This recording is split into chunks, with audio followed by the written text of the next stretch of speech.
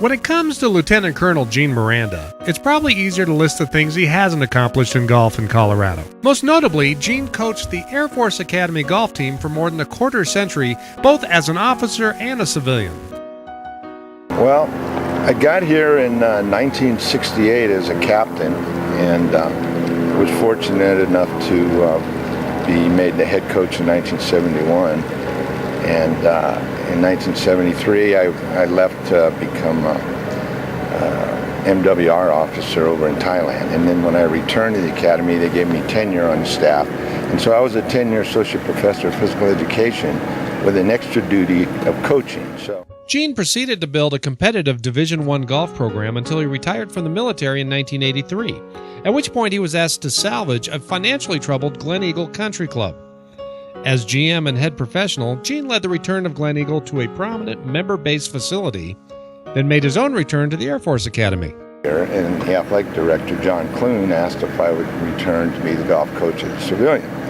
And so I did both jobs. I was the head pro and manager at Glen Eagle, and I also coached here for a while. And then after a couple of years, I came over full-time as a civilian coach. So basically, I had 14 years as a military coach and 14 years as a civilian coach. And as a coach, Gene took his teams to a level never before achieved at the Academy, efforts that landed him in the prestigious Golf Coaches Hall of Fame in 1997. Gene retired from coaching in 2002, at which point he went to Woodmore Pines Country Club to once again work his magic, tripling its membership in just 9 months. As a PGA member, Gene rose to the ranks of PGA Master Professional and was named 2003 Golf Professional of the Year by the Colorado section of the PGA. A guy that served our country for 20 years in the Air Force, retired as a lieutenant colonel, to become a master PGA golf professional, and then to just be a part of what the Academy is, a leadership institution. To have a leader like Gene Miranda be the golf coach here has meant the world to the Academy, to the Air Force, and also to us as PGA golf professionals. As a golf instructor, Gene has taught in countless programs and has written golf instruction articles for every imaginable golf publication. Gene has also been asked to serve on a lot of committees. I was in the NCAA, I was on the All-American Committee. I was the president of the Golf Coaches Association. I was on the USGA Rules Committee representing college golf, and I was on the committee that actually we rewrote and put the note into Rule 8, and fortunate to do that at Augusta. So I got to stay there overnight and play the course a couple of times, and that's when we wrote the rule back in the early 80s. As an expert on the rules, Gene serves on the Colorado Rules Advisory Group and continues to conduct rules of golf seminars. He has officiated countless CGA, PGA, collegiate, and even national events, including 3 U.S. Opens. So for the longest time, he was our rules expert, still is our rules expert. Today, Gene serves on the CGA Board of Governors, and he still teaches at the Air Force Academy, where he has helped so many cadets over the years.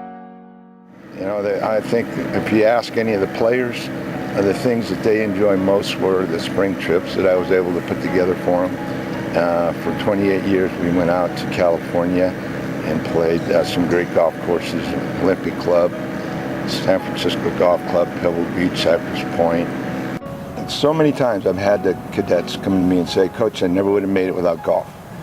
And the things that I remember most are, how successful my players were after graduation. Many of them have become general, and a lot of my players have gone on to become doctors and got stars in the Air Force. In his honor, the Academy has renamed the Falcon Invitational the Gene Miranda Falcon Invitational. And that's not all.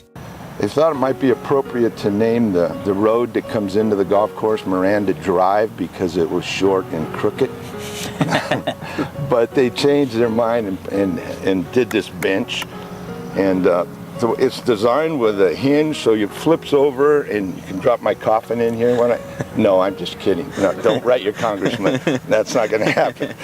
No, they came up with this very nice bench for me, and that was a nice testimonial. And on the back of the bench, it lists the names of those who contributed to it, and also the acronym that I used when I was coaching and the acronym was CLASS, and it stood for conduct, loyalty, attitude, sacrifice, and scores.